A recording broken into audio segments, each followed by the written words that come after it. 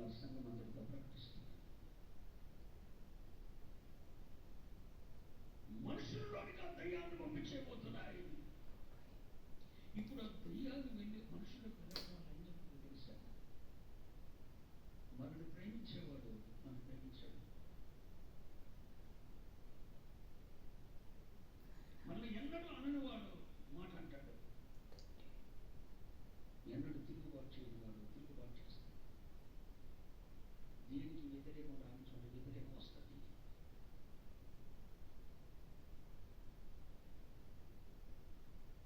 ప్రేమించని వాడు ప్రేమించేవాడు ప్రేమించాడు, గౌరవించేవాడు గౌరవించాడు.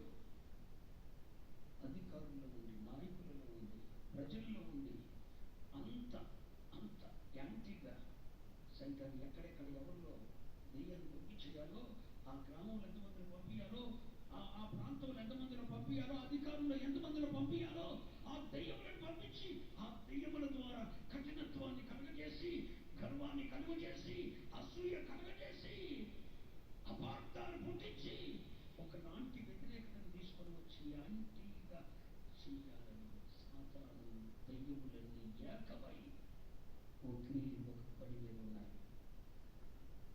నేను ఆత్మలో గ్రహించే విషయాన్ని మాట్లాడుతున్నా. దేవుని రాజ్యము వ్యాప్తి చెందకుండా ఈ సంవత్సరం సువార్త దండయాత్రలో దేవుని బలమైన రాజ్య స్థాపన జరగబోతుంది. బలమైన దేవుని రాజ్య స్థాపన జరగబోతుంది. ఈ దెబ్బతో సొలొమోను రాజ్యం స్థిరపరచబడబోతుంది.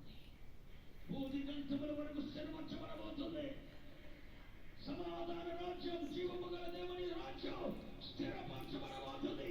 వార వారంలో, పల్లె పల్లెల్లో, గ్రామ గ్రామాల్లో ఒక ఉజ్జీవం ఆరంభం కాబోతుంది. అది అగ్ని జ్వాలై ప్రపంచాన్ని రగిలించబోతుంది.